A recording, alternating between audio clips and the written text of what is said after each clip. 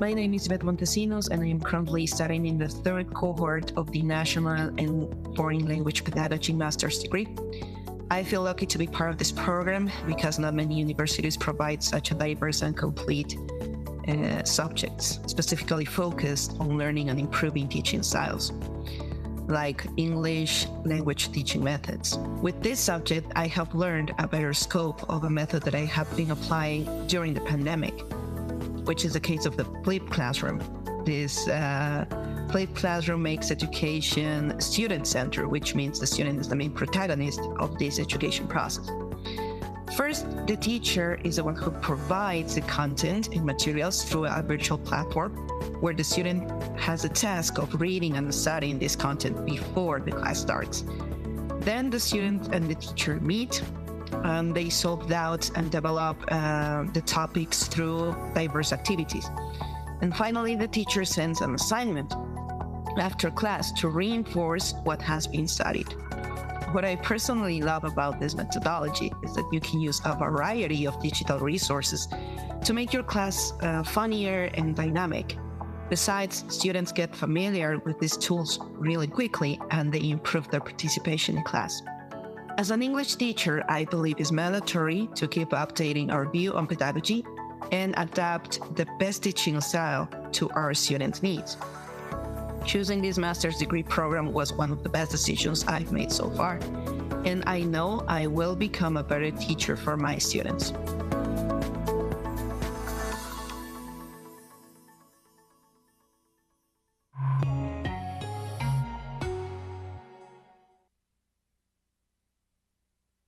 Good afternoon to all of those who are present in this live session today. My name is Karina Salcedo, and I will be hosting this online event. It is an honor for the Universidad Técnica Particular de Loja, a leader in distance education, to present this masterclass, Facing 21st Century Challenges in Higher Education, Positive Leadership, in which Professor Maria Cisco will do her presentation. Thank you very much for your participation. We invite you to comment using the hashtag MaestríasUTPL through our official UTPL account on Facebook. The master's program in foreign and national languages with a specialization in English teaching trains professionals in the methodology of English teaching learning process by using innovative strategies and technological resources that support critical thinking, teamwork, and conflict solution, considering the respect for cultural diversity for the application in the professional practice and contribution. Our students are professionals in the field of education in programs related to teaching national and foreign languages and with an undergraduate degree in English language teaching or other fields of knowledge that involve experience in teaching English as a foreign language. Their certificates must be registered by CENESID. Today, Professor Cisco, who has extensive experience in the English field, will share her views and knowledge of this important topic. Let me introduce Magister Maria Cisco, who will do her presentation for all those joining us. Before starting, let me introduce Magister Gina Camacho, the director of this master program, who will welcome us to this event. Please, Magister Gina. Thank you, Cari. Muy buenas noches con todos los presentes. Aprecio mucho su predisposición para participar en este evento académico. Primeramente, me gustaría expresar un agradecimiento especial a nuestra ponente, Magíster María Cisco, quien nos compartirá información relevante acerca del tema Facing 21st Century Challenges in Higher Education, Positive Leadership. Cabe indicar que este evento se llevará a cabo en idioma inglés, ya que nuestro programa se oferta en este idioma. As everybody knows, distance education has gained significant importance in master's program for several reasons.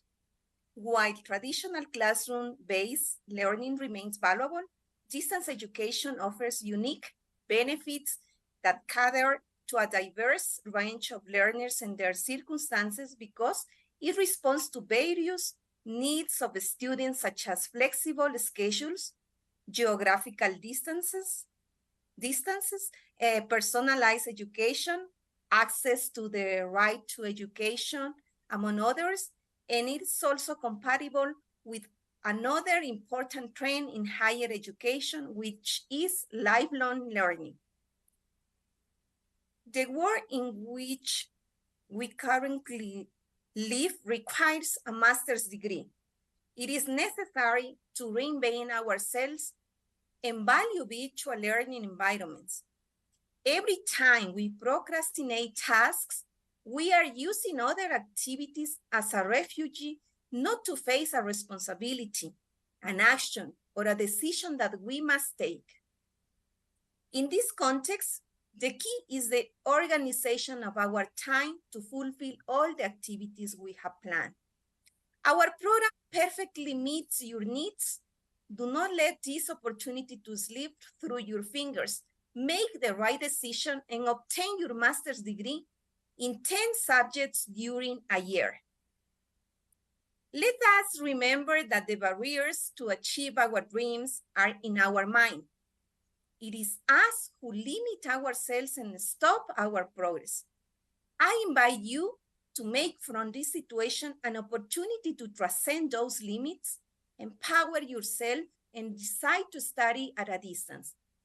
I assure you that the learning experience in this postgraduate program will be very rewarding. I invite you to be part of this experience, which will enrich your teaching work. Elevate your expertise and expand your horizons through a master's program that challenges and empowers you. Thank you very much. Thank you very much, Gina. Now, let me remind you the format of this event. Our presenter will have 45 minutes to give her lecture.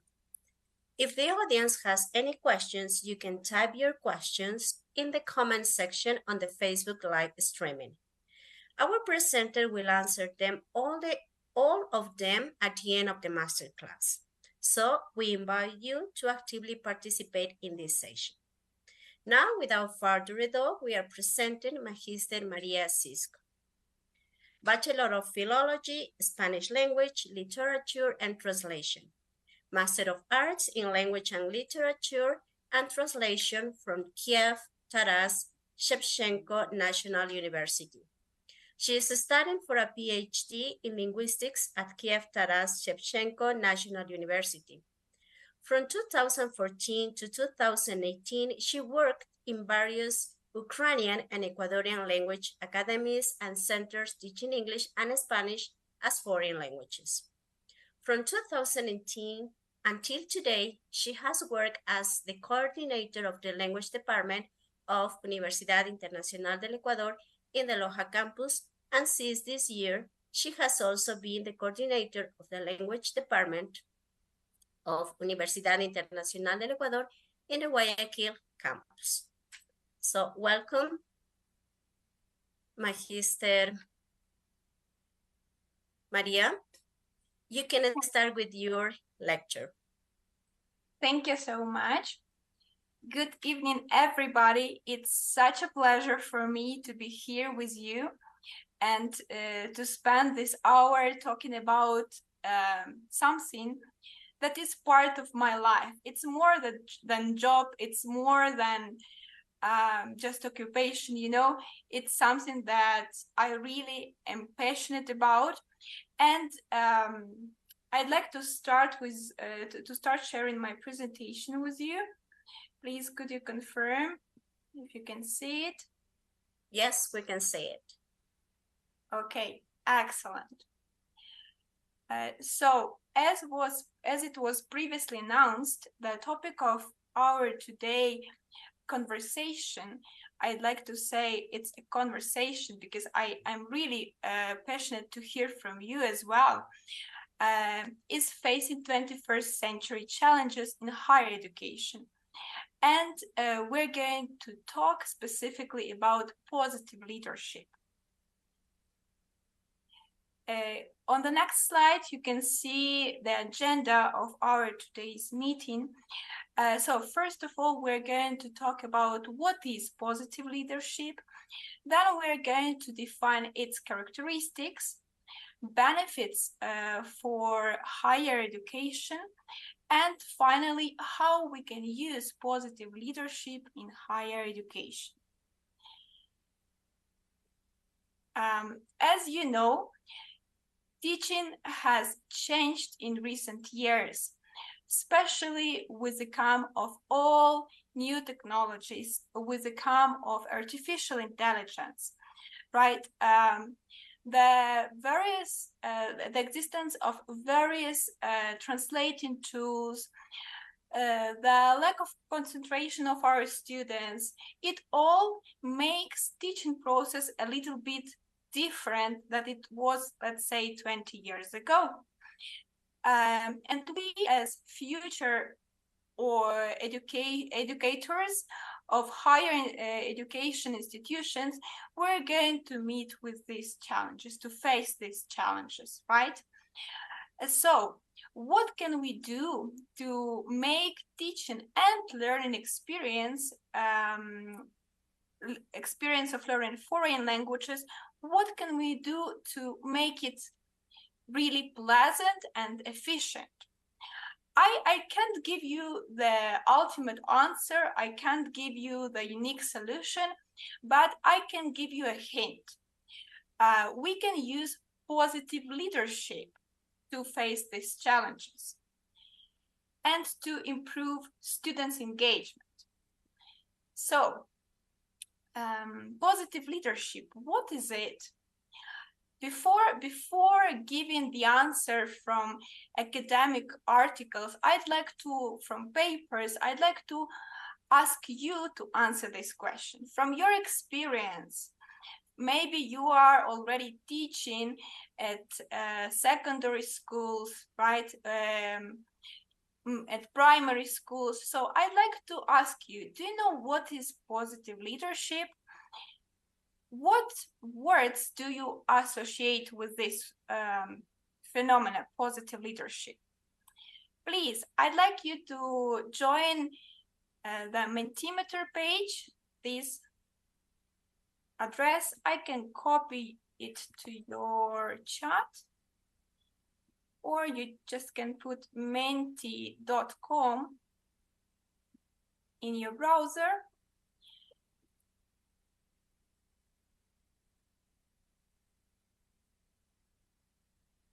Okay, here is the link, or just use menti.com in your browser. Use the password you can see on the screen and describe positive leadership in 3 words. Or put just any 3 words you associate with positive leadership. Okay?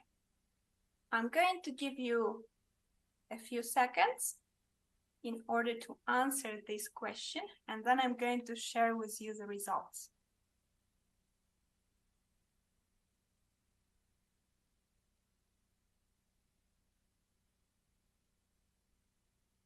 So you can see here as well at the top of the page the code.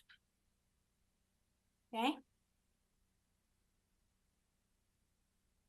And the website link, you have it in the chat, or you can just put in your browser menti.com.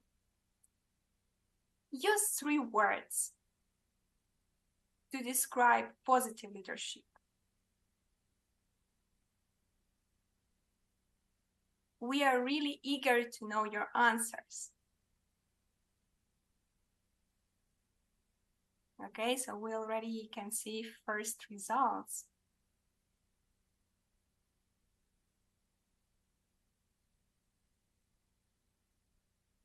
Encouragement, justice, responsibility. Okay.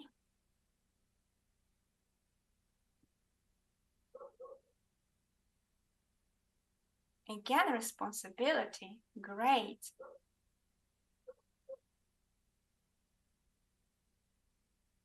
Communication, motivation, Okay, great.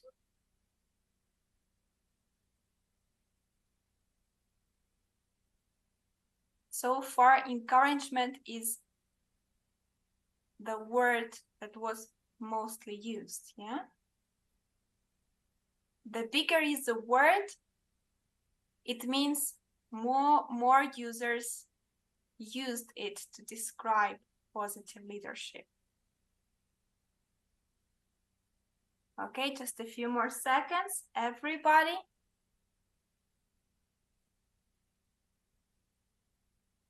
Okay, so I can see that 3 words are popping out, like communication, encouragement, and motivation. So it means you already have heard about positive leadership, or probably you have this feeling about what it is. Okay, so I'm going back to my presentation now that we have your answers. Please remember these answers.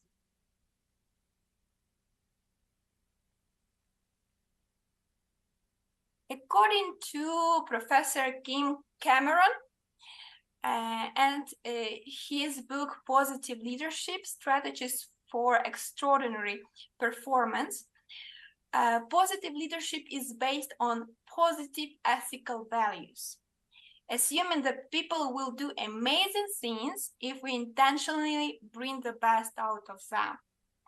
And it was demonstrated with several studies in several areas.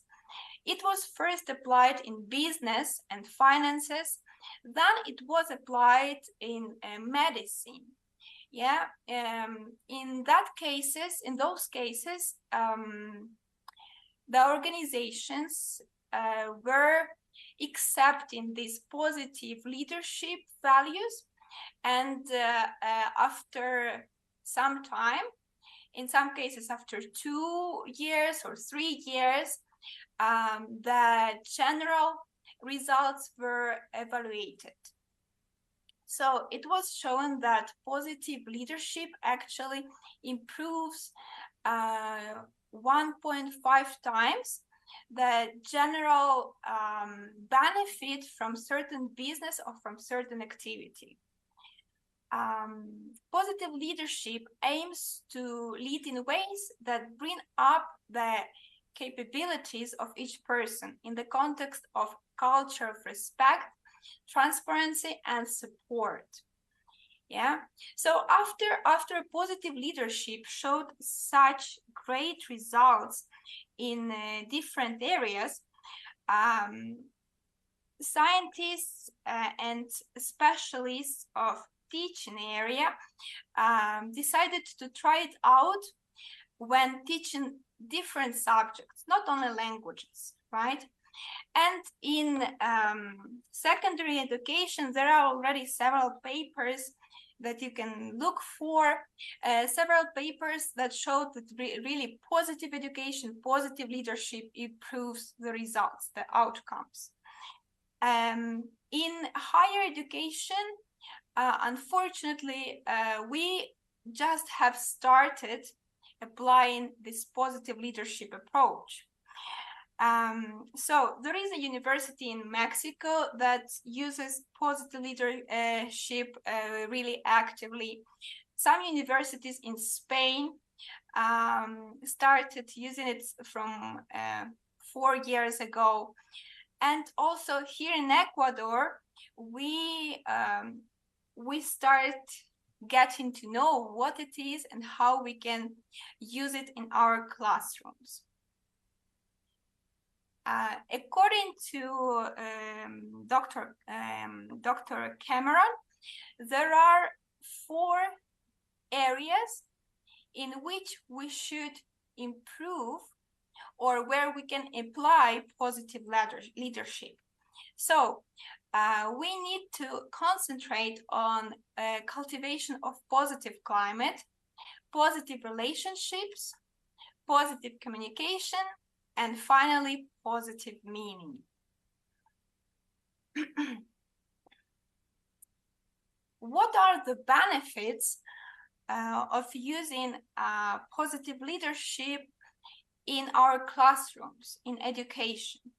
So the studies, especially the study of Ágeda Benítez in some Spanish universities, has shown that the teaching and learning process is humanized as a result of using positive leadership.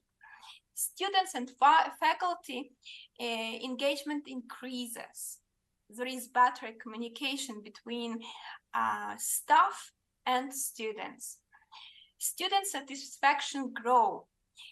Some quizzes were applied at the end of the course, and the results showed that if we use positive leadership, students are 80% more satisfied with their courses. Okay, the attrition or the burnout is reduced. It works two ways. Not only students benefit from this approach, but also teachers or professors. And finally, academic results and overall learning effectiveness are improved. It means that the grades at the end of the course were better compared to other courses or to other experiences where positive leadership was not used.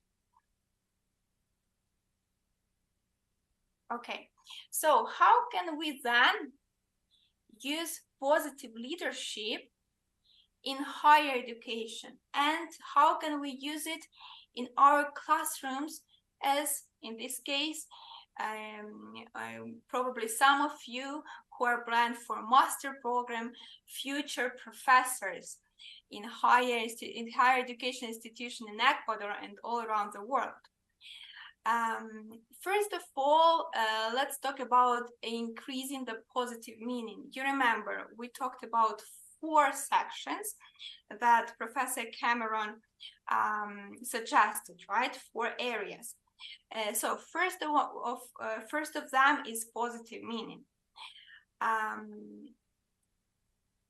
People define work in terms of employment, career, or obligation. In the same way, our students define their university experience, right, as a degree, as a career, or as a passion. I told you at the beginning of our meeting that for me, teaching, it's not only a degree, a career, it's my passion. Now, can we transmit this passion to our students? Definitely we can. We can tell them about our personal experience when we were learning languages, right? We can show them that being a teacher or knowing several languages, being bilingual, being multilingual can actually bring us benefits. It can bring benefits for our future careers. It can bring benefits for our brains even, right? So we can explore with our students how knowing languages is going to improve their lives, right?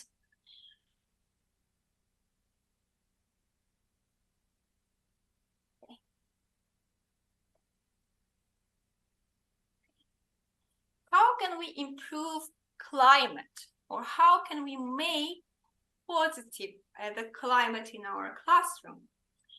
Okay, first of all, probably if you meet somebody you know on the street, you're going to greet this person by their name, right? How you're going to treat your students? I assure you, if you learn your students' names, and when you, for example, meet them, even not in the classroom, but somewhere in the hallway of the university, if you greet the students by their name, they're going to feel excellent, right? If you have foreign students, it is great if you can learn some words from their language, for example. I am Ukrainian, as you probably know, or you have noticed. I'm not Ecuadorian, I'm Ukrainian. And it is really pleasant and it makes me feel excellent when sometimes people I meet can say hello in Ukrainian, right? And I assure you that if you can do the same with your students, it's going to improve and create this positive climate in your classroom. As I mentioned before, you can also share with your students the challenges you had as a language student. Sometimes we forget about all that path we had to walk before we started speaking English or any other foreign language. It is good to remember it ourselves and then to tell it to our students.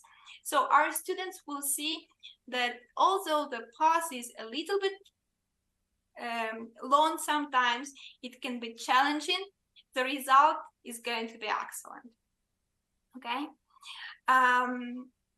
Also, it is good to present the reciprocity to our students, to show them how they can benefit from teamwork. They can exchange their learning strategies. They can help each other practice their speaking in a foreign language.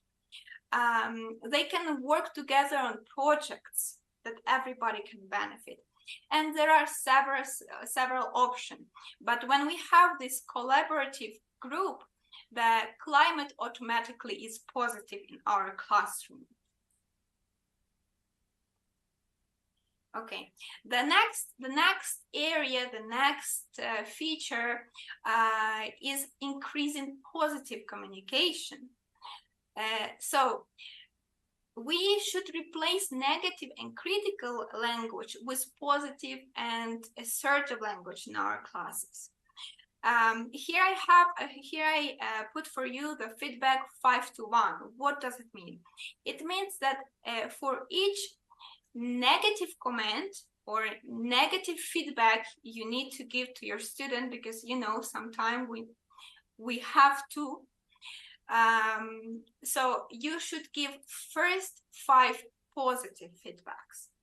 Okay, please underline, highlight the strengths of your students, and then you can effectively correct their mistakes. But remember this rule: at least 5 positive comments to 1 negative. If it is possible, more positive feedback, it is always better. Okay. I know we as teachers probably not always have enough budget to buy gifts to all of our students, but sometimes even small gifts can make a difference.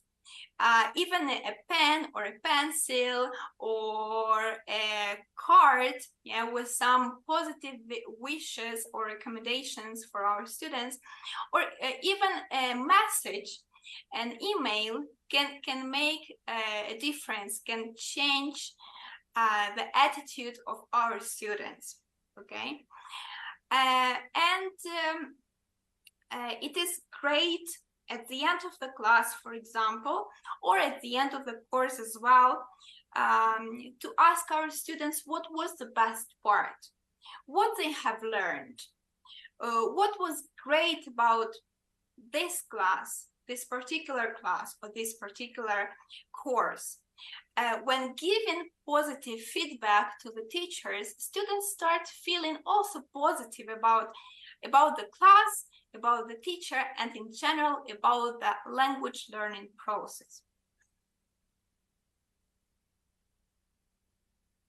So how can we increase positive relationships between our students and also between students and the professor? First of all, it is great to organize some ice-breaking activities outside the classroom at the beginning of the course. Almost to all the universities I've been here in Ecuador, there is a cafeteria, there is some social area. So it's great if that first class, when we are just meeting our students, instead of giving them all the instructions about how many exams they are going to have and how they're going to be punished if they don't deliver their homeworks on time, it is great to actually invite them and meet them as personalities, as people, right? As somebody who we are going to collaborate with. So this first approach, you know, first impressions are always important. This first approach is going to establish this long-lasting relationship, at least the relationship for the course with your students. Maybe you can ask about their families, their friends, their preferences, what expectation do they have? I mean, there are lots of opportunities for this first conversation.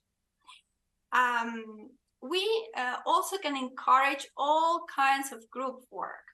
It's important when we divide our students for group works, it's important to mix them and always shift students between groups. So in the same group, we have students with different abilities, and each of them can help somehow, can collaborate somehow for this group. You know, sometimes there is I mean, some teachers, not you, not me, some teachers divide students according to their English level always. I mean, those are the good students, those are the bad students, quotation marks, please, and those are the medium students. So I have 3 groups. I'm going to put them to work, and I know that the good students are going to have good grades, the bad students are going to have bad grades because, I mean, they can't do it, and then the medium students are going to have the medium grades. But you know that the abilities are actually different. Each student can help in different ways. They have different abilities, so we as professors should think about those individual abilities. Yeah, maybe someone is good with PowerPoint presentations and can make really fun and attractive PowerPoint presentation, and someone is good with grammar, and someone is good with presenting information orally. So if we put those 3 students together, they're going to make a great presentation.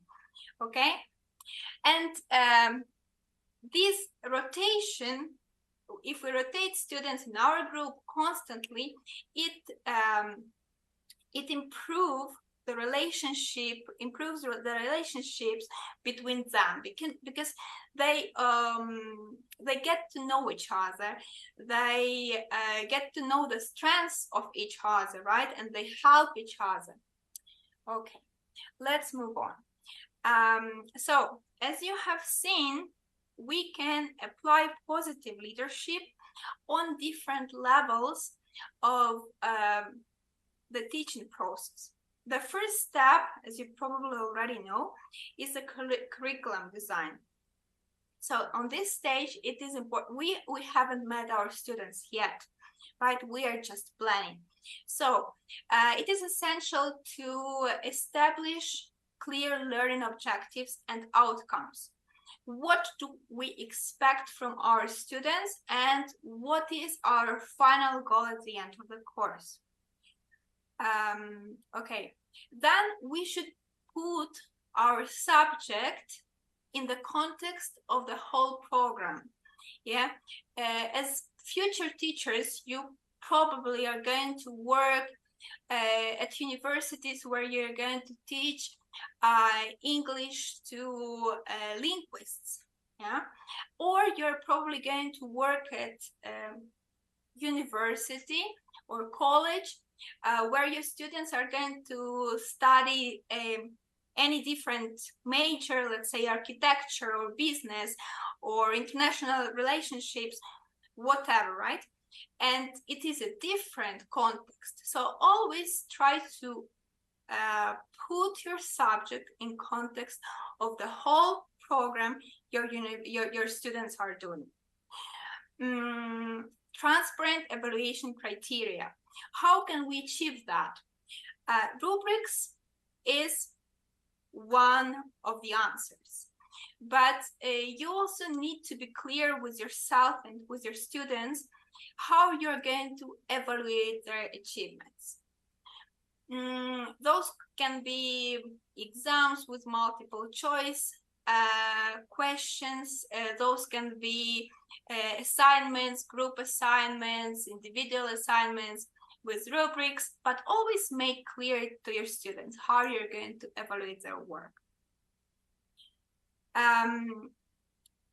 As you probably know, usually universities here in Ecuador have this part that is called vinculación in Spanish, or connection to the society, right? Social work.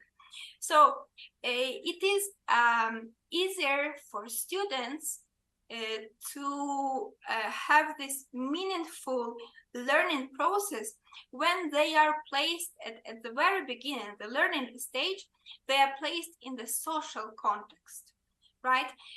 Because they can see what is going to be the change or the impact of their work for economic, for social life, and in general for the society. And of course, how can you connect your curriculum, your syllabi to ethics, to values, okay? To the ontology, yeah, it's one of the ontology. It's one of the parts of ethics that distinguish the bad and the good. Okay. On the next level, teaching and class management, we also can apply positive leadership. This is the stage where we actually meet our students and we start the teaching process. The teacher is the model. The teacher is always honest, supportive, dynamic, inclusive. If the teacher gives this model, your students are going to treat you and their classmates the same way. We promote active learning of our students. So, nowadays, the teacher is not the barrier of all the knowledge in the world. No, the teacher is the person who gives tools, who shows the direction. And students are those who are learning. They are active part of this process.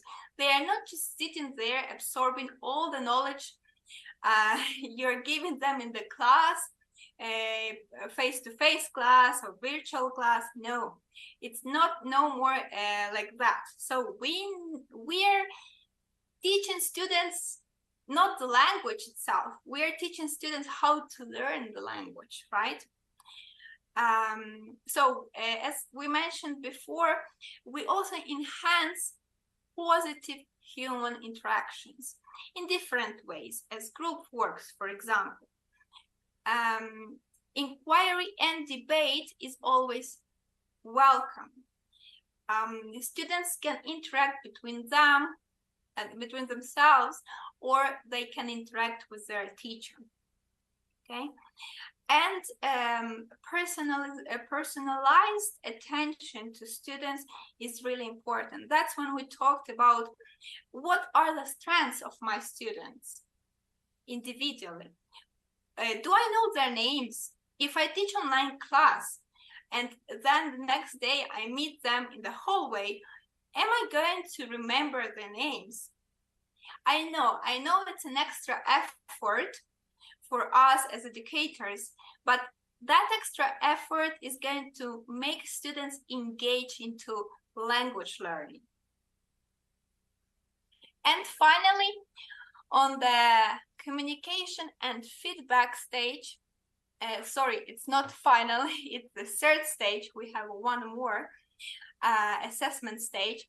So it is important to use positive language, oral and written. When we answer our students' email, sometimes, let's say, a student asks if the course is online or face-to-face.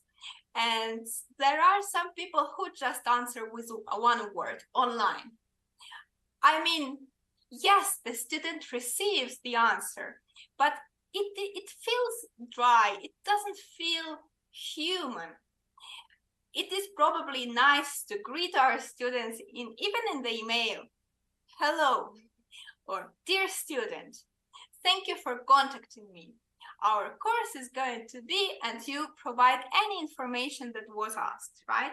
So it is really, really necessary to have this positive communication with our students in class, outside the class, through the emails, through any messages, through learning management systems, anything we use.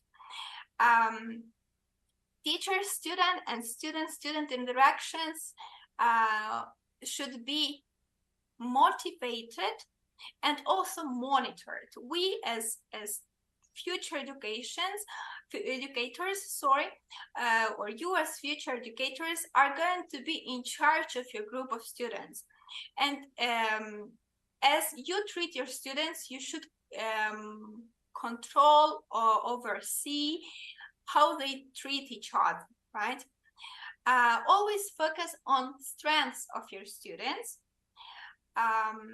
Develop constructive and supportive feedback, especially for evaluations, but also for summative or formative evaluations. Comprehensive feedbacks, okay? Please give the feedback not only about the results, for example, the use of grammar or the use of certain vocabulary of your students or the pronunciation. Recognize also the effort, the commitment, the support for others. And finally, the final stage of our teaching process is the assessment of student learning. So as we already told, it's important to establish clear criteria for evaluation and then communicate them clearly to the students, to the language learners. Communicate our expectations as well. Sometimes, the syllabus is sent to students and the instruction is given, like, check the syllabus. All the information about the evaluation is in the syllabus. And probably our students are not willing to read 30 pages of tables and usually very technical vocabulary. So probably that first class, when we meet our students and we already know their names, we shared with them a cup of coffee, probably, we can also explain them our expectations in a very clear way, checking for understanding, answering any questions, so we know what to expect. Evaluate always the good results, and also not so good in a positive way. For example, if I ask you a question and I do not receive the answer that I want or that I am expecting, or the answer that I think is correct, so it's better not to say, oh no, your answer is not correct. It's not the good way to react. The good way to react would be to say, thank you so much for answering this question. Thank you for giving your opinion on this issue. It's not quite what I was looking for, so let's see if we have more answers. This way, it probably would be for students easier to answer the next time. Yeah, sometimes we feel that anxiety if we answer in the class and our answer is wrong. So we just do not want to answer. We do not want to say anything. If we motivate students in this way, the next class they are going to be willing to give you the answers, to practice their English or their foreign language they are learning, right? It is also great to incorporate evaluation by peers. In this way, students can look at the assessment process from a different perspective. We also, as positive leaders, strengthen formative assessment, not only summative assessment, because the process is as important, if not more important than the final result. And finally, link assessment to authentic learning that includes human components. So I had a pleasure to meet a teacher who was teaching English for intermediate level students. So one of his classes he took to Vilcabamba, and he asked students to go to look for foreigners there on the streets in Vilcabamba. You know, here in Vilcabamba there are lots of foreigners, so they were looking for foreigners and they were interviewing them. So that experience was human, was direct contact with someone outside, right?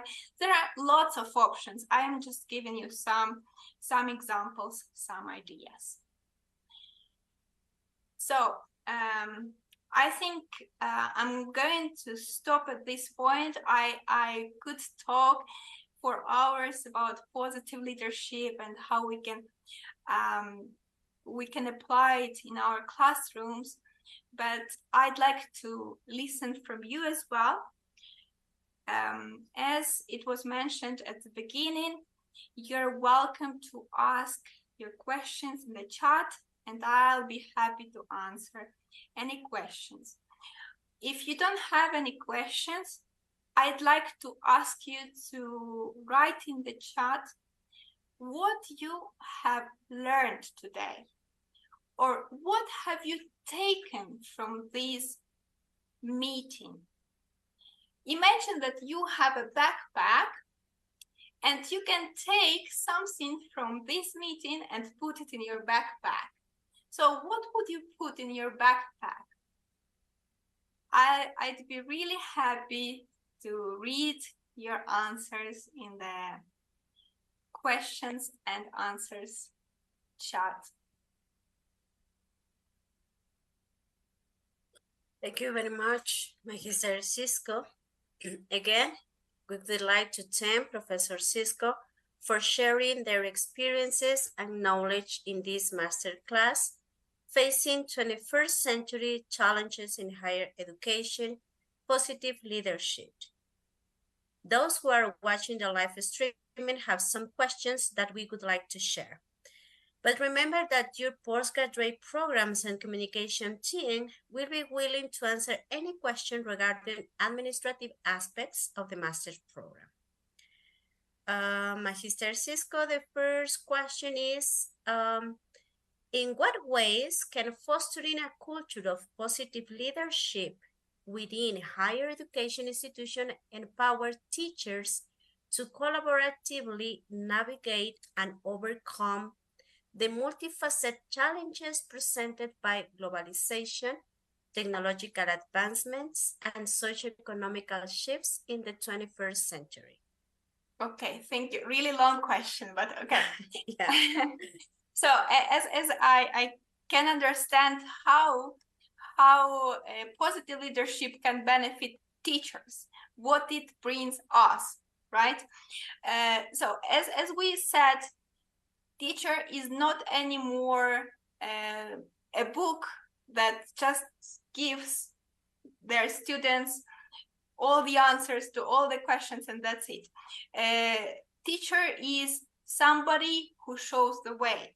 But if our students are not engaged, if our students use all artificial intelligence, all the possible translators and technology in order to deliver their assignments and to solve the final test, so we probably are not going to achieve the results in our learning process. And you know, if you already have had any experience in teaching, at the end, when we are trying and we don't have any results with our students, probably we are going to be burned out, right? If our students are engaged in the process, we as teachers are going to be motivated to help them more, to teach them more, to work with them, right? We are going to be more creative, we're going to have better ideas, and the class is going to be pleasant, you know?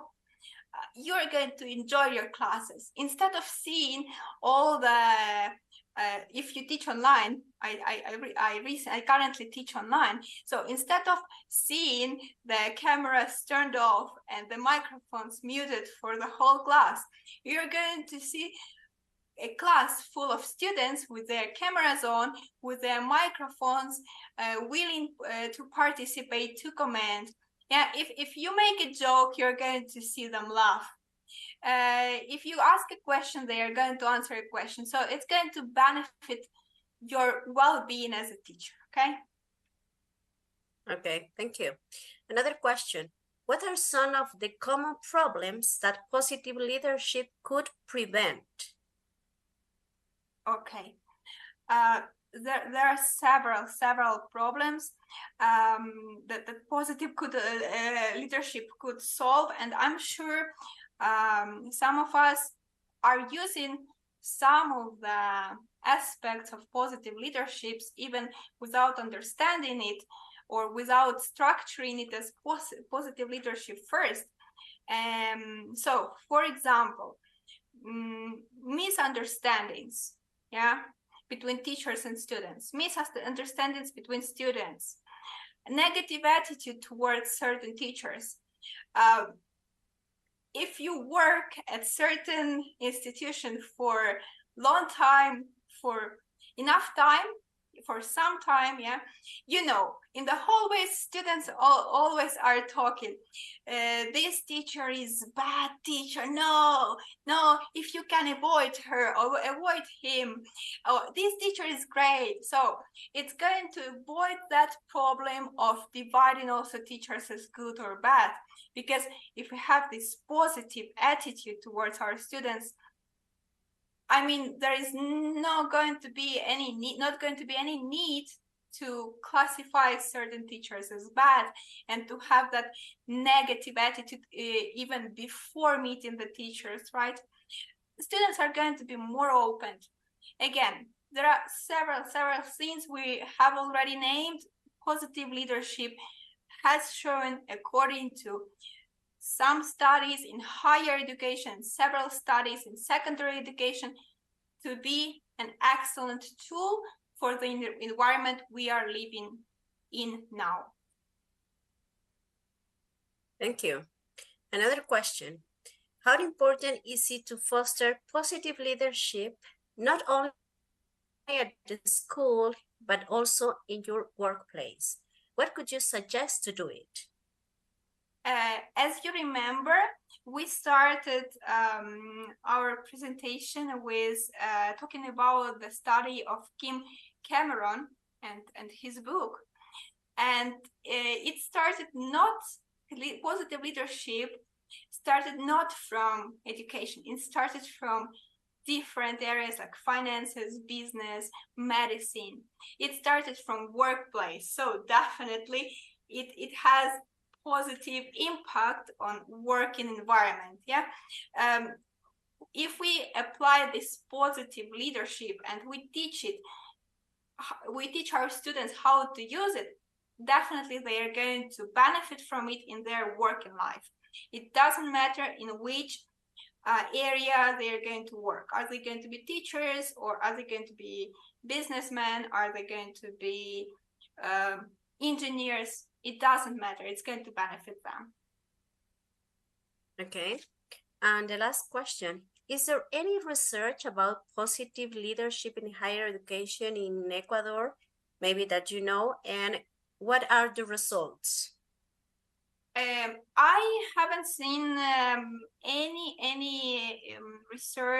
recent research in higher institution in Ecuador. I can tell you one that was done in Spain by Águeda Benítez. I'm going to write her name in the chat, and you can then look for her.